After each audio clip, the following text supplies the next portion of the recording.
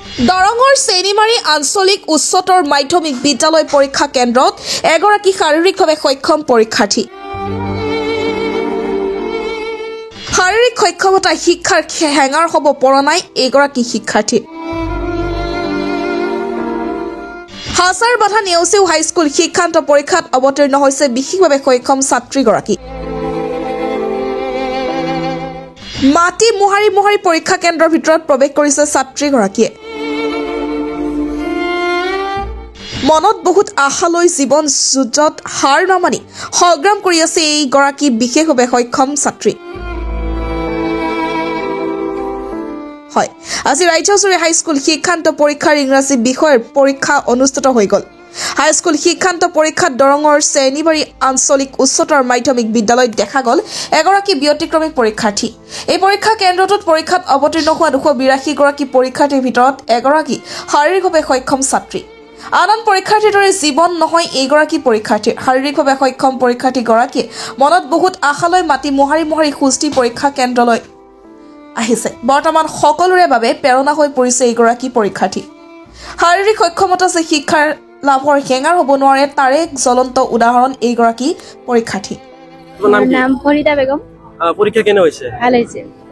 ক'ত কৰিছিলা? মই ৰেডিয়েন্স একাডেমি কৰিছো। Radiance Academy. কম নে? জন্মৰ পৰা। তোমাৰ নহয়, অসুবিধা হোৱা নাই? তোমাৰ কাৰণে হৈছিল নেকি? নহয়। চকী ব্যৱস্থা কৰা নাই? তোমাৰ শিক্ষকসকলে তোমালোকক কেনে ধৰণৰ অনুপ্ৰেৰণা দিছিল? ভাল দিছিলে। কিমান নম্বৰ পাবা বুলি আশা কৰিছা? 75 পাবা ইংৰাজী বিষয়। বাকীবোৰ কেনেকুৱা হ'ব বুলি আশা কৰিছা? ভাল হ'ব বুলি আশা কৰিছো।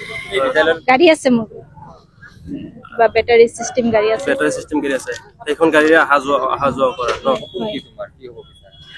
মোৰ সপোন কিবা আমাৰ ডাঙৰ কিবা নিজে যাতে কৰি খাব পাৰো আৰু এনেকুৱা।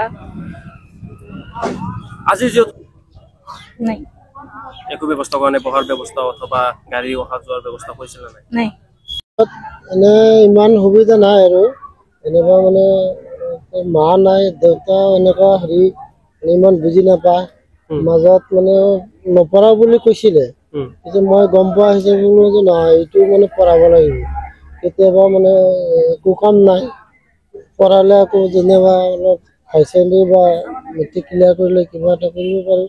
সেইটো আশাই মই মোৰ ঘৰত লৈ গৈছোঁ। মোৰ বাহিনী মোৰ ঘৰত লৈ পেলাই মানে লেখা পঢ়া কৰাইছোঁ। কেইদিনমান স্কুলত মানে মই অহা যোৱা কৰাৰ পিছত তাৰপিছত মানে এই আপোনাৰ মঙলদৈ এই হেৰি অফিচত যোগাযোগ কৰি মই বেটাৰী গাড়ী এটা ওলাই দিছোঁ। এইটো স্কুলত অহা যোৱা কৰিছে। স্কুলৰ পৰা ভালে সুবিধা পাইছোঁ। মানে প্ৰাইভেট স্কুলত মই দিয়াৰ পিছত ইহঁতে মানে মাহিলী যিটো প্ৰাইভেট ফিজ সেইটো লোৱা নাই। তাৰপিছত মানে আকৌ বহুত মানে এনেই প্ৰাইভেটতো মানে চৰকাৰী সুবিধা নাই, চব নিজে দিব লাগে।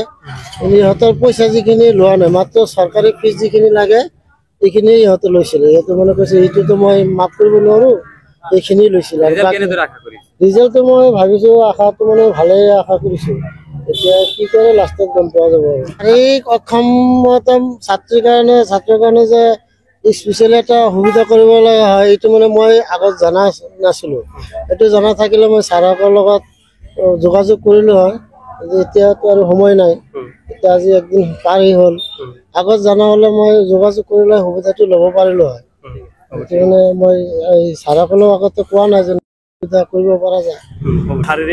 মই পোনপ্ৰথমে সমূহ পৰীক্ষাৰ্থীলৈ শুভেচ্ছা আৰু ধন্যবাদ জ্ঞাপন কৰিছোঁ।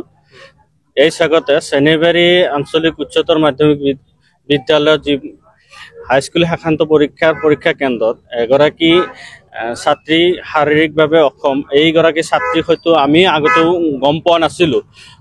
আমি পিছত গম পোৱা হেতুকে তেখেতৰ যিখিনি আজি পৰীক্ষা দিলে তেখেতক শুভেচ্ছা জনাইছোঁ। তেখেতে যাতে ভাল হয়।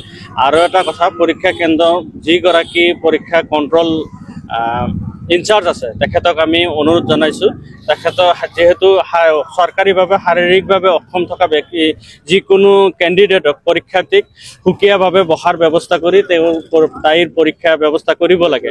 এই ক্ষেত্ৰত যাতে তেখেতে কৰে। আৰু মই অনুৰোধ জনাইছোঁ অসমৰ মুখ্যমন্ত্ৰী তথা শিক্ষামন্ত্ৰী তেখেতে যাতে এই ক্ষেত্ৰত এই ছাত্ৰীগৰাকীৰ ভৱিষ্যতৰ ক্ষেত্ৰত চৰকাৰীভাৱে যিখিনি ব্যৱস্থা গ্ৰহণ কৰিব লাগে এই ক্ষেত্ৰত ব্যৱস্থা কৰা যাতে হয়। শাৰীৰিক অক্ষমতাই যে শিক্ষাই কেতিয়াও হেঙাৰ হ'ব নোৱাৰে। এই ক্ষেত্ৰত এইগৰাকী ছোৱালী যিদৰে আহি আজি উচ্চ মাধ্যমিক শাখান্ত পৰীক্ষা বহিছিল আৰু তেখেতে কোৱা অনুযায়ী অলপ আগতে তেখেতে ক'লে ইংৰাজী বিষয়ত 75ৰ ওপৰত নম্বৰ উঠাব বুলি কৈছে। এয়া তেখেতৰ এটা মানে ব্যতিক্ৰমী এই পৰীক্ষাৰ্থীৰ পৰা গোটেই অসমৰ যিসকল ছাত্ৰ ছাত্ৰীয়ে পৰীক্ষা দিব বুলি দি আছে তেখেতসকলক এক প্ৰেৰণা যোগে থাকিব আৰু তেখেতৰ পৰা যি অনুপ্ৰাণিত হৈ ভাল সক্ষমতা থকা ছাত্ৰ ছাত্ৰীসকলে যাতে ভাল ফলাফল দেখুৱায়।